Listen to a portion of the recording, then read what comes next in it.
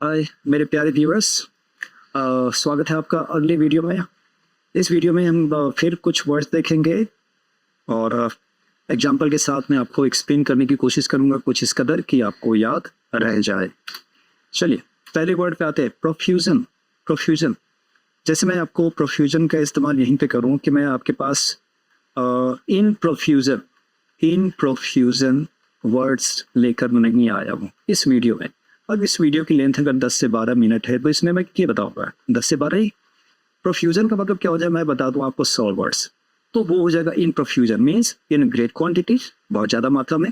चलिए इसकी मीनिंग को देखेंगे। एन अबंडेंस, क्या है ये? एन अबंडेंस ऑफ और लार्ज क्वांटिटी ऑफ समथिंग, किसी चीज़ की भारी मात्रा, बहुत ज़्यादा मात्रा में हो तो हम प्रोफ्यूजन कहेंगे। एग्जाम्पल लेंगे, a rich profusion of flowers, फूल बहुत ज्यादा मात्रा में। अगला, the grass was carpeted in a profusion of wild flowers. Carpeted का मतलब समझ गए होंगे कि कारपेट की तरह घास बिछा हुआ था जिसमें बहुत सारे वाइल्ड फ्लावर्स थे। कारपेटेड बहुत ज्यादा मात्रा में थे तो इन प्रोफ्यूजन थे वो। चल अगले वर्ड पे आएंगे। अगला वर्ड है हमारा एब्सटेन। एब्सटेन, क्या हमें से किसी ने टी टॉटलर सुना हुआ है? टी टॉटलर हम कहते हैं TEETELLER टी टॉटलर। ये क्या होता है? बिल्कुल डिप्सोमैनियक जो होते हैं, डिप्सोमैनियक के अपोजिट होते हैं। डिप्सोमैनियक जो शराब में ही डिप करते रहते हैं, डूबे रहते हैं, ये तो डिप्सोमैनियक हो गए। और टी टॉटलर क्या है? बिल्कुल भी शराब नहीं पीता। लेकिन एब्सटेन करने वाला क्या होता है? जो कहता है एब्स्टेमिस्ट कहलाता है वो। एब्स्टेमिस्ट कहता है कि मैं शराब से परहेज करता हूँ। चलिए सिर्फ परहेज की बात याद रखेंगे आप। हम परहेज करते हैं तो हम एब्सटेन करते हैं। एब्सटेन फ्रॉम समथिंग, किसी चीज से परहेज करना, ये आपका फ्रेज रहा। अब हम इसके मीनिंग को देखते हैं क्या है। मीनिंग है restrain oneself from doing और enjoying something।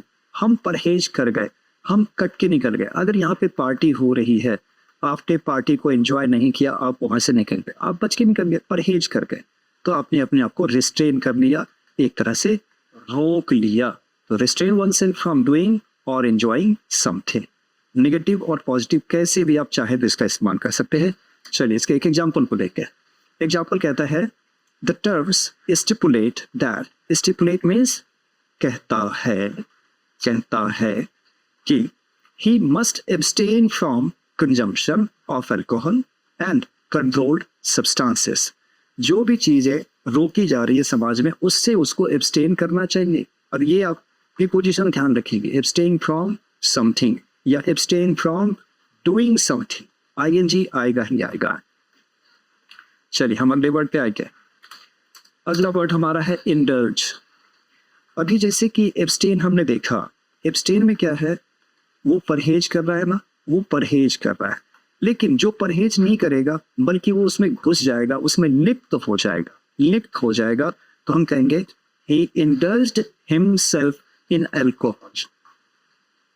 किसी पार्टी में उसने इंडल्ज कर लिया, तो इंडल्ज oneself in something, इसका मतलब हो गया कि वो किसी काम में अपने आप को घुसा रहा है, लगा रहा है खुद को।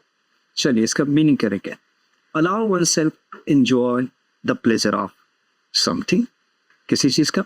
तो इंडल्ज को हम इसका अपोजिट लेके चल सकते हैं। फिर इंडल्ज और एब्सटेन आपस में एंटोनिमस हो गए। एग्जाम्पल लेंगे, we indulged in a green tea. Green tea हो सकता है कि ये ग्रीन टी कुछ ना कुछ नेगेटिव चीज, नेगेटिव एक वाइब रखती हो जिसको पीना अच्छा नहीं माना जाता, उसमें वो इंडल्ज हो गया। ओके चलिए हम अगले वर्ड पे आते हैं। अगला वर्ड है हमारा ऑब्सक्योर। पुराने दिनों की बात हमें बिल्कुल धुंधली सी याद रहती है, धुंधली सी याद रहती है। यही है obscure memories. Obscure memories of your childhood. आपके बचपन की याद आपको अच्छे से तो नहीं रहेगी, तो हम कहेंगे ऑब्सक्योरली वो मुझे याद है। चलिए इसके मीनिंग को देखते हैं।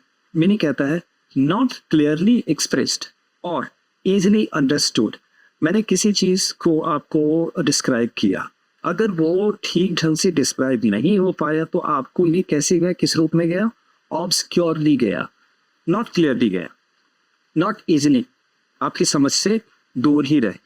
हम कहेंगे ऑब्सक्योरली आपने समझा उसको, धुंधले धुंधले से। इसका एग्जाम्पल कह रहा है obscure references to Proust, proper noun है प्राउस्ट, उसके बारे में हल्की सी धुंधली सी रेफरेंस। दूसरा, grey clouds obscure the sun, ठीक है, धुंधला कर दिया सन को। और तीसरा, I remember his look but obscure, हाँ उसका चेहरा मुझे पता तो है लेकिन धुंधला धुंधला सा, बहुत ज्यादा अच्छे से नहीं। चलिए आगे बढ़े। इनवोक, इनवोक, इनवोक का मतलब सीधे सीधे कीजिए इन फैशन, और मेरे ख्याल से ना एक वो कोई कंपनी भी है जो जीन्स वगैरह बनाती है, तो वो है तो वो फैशन वाली जीन्स ही तो बनाएगी जो फैशन में है, जो ट्रेंड में है, जो मार्केट में अभी लोग उसको हाथों हाथ ले रहे हैं, हम उसी को कहते हैं इनवोक। वो फैशन में है, चलन जिसको कहते हैं, आज का चलन कैसा है, क्या चल रहा है, ट्रेंडी क्या है, उसको कहेंगे इनवोक। मीनिंग देंगे और एग्जाम्पल देंगे। चल, मीनिंग है popular and considered to be attractive at the time in question. हम जिस समय भी बात करें, किसी भी समय, 1960 की बात करें, 70 की बात करें, 1990 की बात करें, उस समय क्या इनवोक था, 70s में क्या इनवोक था, 1960s में क्या चलन में था, उसी की बात करेंगे तो इनवोक। पहला example, the 60s look is back in fashion, फिर से 60s का लुक फैशन में आ गया, मीन्स इन वोग आ गया, which was in vogue during the 60s। दूसरा, the vogue is to make realistic films, यही चलन है कि रियलिस्टिक फिल्म्स बनाए जा रहे हैं आजकल। ओके, चल आगे बढ़ेंगे।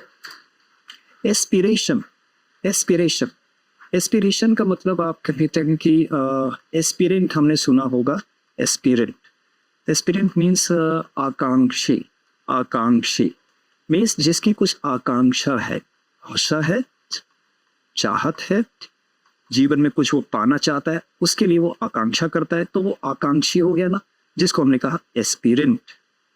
तो एस्पिरेंट बिना किसी एस्पिरेशन के तो नहीं हो सकता ना, तो यही तो है चाहत, यही तो है आकांक्षा, यही है आकांक्षा, एस्पिरेशन, टू बिकम समथिंग। अच्छा, ये तो एक मीनिंग हो गया। इसके दूसरे मीनिंग को भी, एस्पिरेशन जब हम रेस्पिरेशन करते हैं, रेस्पिरेशन, श्वसन, श्वसन, जब हम सांस लेते हैं तो सांस लेने के दरमियान कभी कभी कुछ पार्टिकल्स जो है हमारे गले में उतर जाता है। ये मेडिकल टर्म है, ये कोई खास इसका यूज एग्जाम में तो नहीं होने वाला है। तो ये उस कंडीशन में हम कहते हैं जब वो आपके सांस में चला जाता है नाक के द्वारा, तो उसको हम कहते हैं एस्पिरेशन। चलिए इसके दोनों मीनिंग को लेंगे। और पहला, अ होप और एम्बिशन ऑफ अचीविंग समथिंग, कुछ पाने की चाहत। दूसरा, it refers to the accidental inhalation of food, हमने इनहेल किया, खाना खाया, इनटेक जिसको कहते हैं, इनटेक करना। हमने जब खाना खाया, लिक्विड या foreign objects into the airway, आपके विंड पाइप में, आपके विंड पाइप में जब ऐसी चीज चली जाती है तो उसके बाद वो लंग्स में जाता है, इंस्टीड ऑफ swallowing them। तो ये instead of going to your stomach, it goes directly to the windpipe और द लंग्स। ये होता है एस्पिरेशन। श्वसन के दौरान कुछ जो जगह, जो जहां पे नहीं जानी चाहिए थी खाने का पार्टिकल, वो वहां चला गया, लिक्विड स्टमक में जहाँ था वो वहां नहीं, तो ये भी एस्पिरेशन है। इसका एक एग्जाम्पल है, he had nothing tangible to back up his literary aspirations।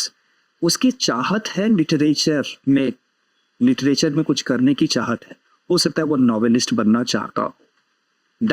तो नॉवेलिस्ट बनने के लिए आप में कुछ ना कुछ गुण तो होने चाहिए। नॉवेलिस्ट बनने के लिए आपके पास अच्छा फिजियोलॉजी होनी चाहिए, अच्छी डिक्शन होनी चाहिए, तो ये आपके पास है नहीं बैकअप के लिए, तो उसकी वो चाहत तो खोखली हो सकती है, उसकी चाहत पूरी नहीं हो सकती। इसीलिए कह रहा है he had nothing tangible। tangible का मतलब हो गया कि जो दिखे सामने, क्या कहते हैं उसको, साक्षात, है ना, कि जो सामने से दिखे कि हाँ भाई तुम्हारे में नॉवेलिस्ट बनने की क्वालिटीज है? तो he had nothing tangible to back up his literary aspirations. उसमें कुछ भी ऐसा गुण नहीं है जिससे कि उसके नॉवेलिस्ट बनने की चाहत पूरी हो सके। चलिए फिर इस वीडियो को यहीं पे रोकूंगा और अगले वीडियो में फिर 10 से 15 वर्ड के बीच आपको लेकर के आता हूं। तब तक के लिए नमस्कार एंड बाय बाय।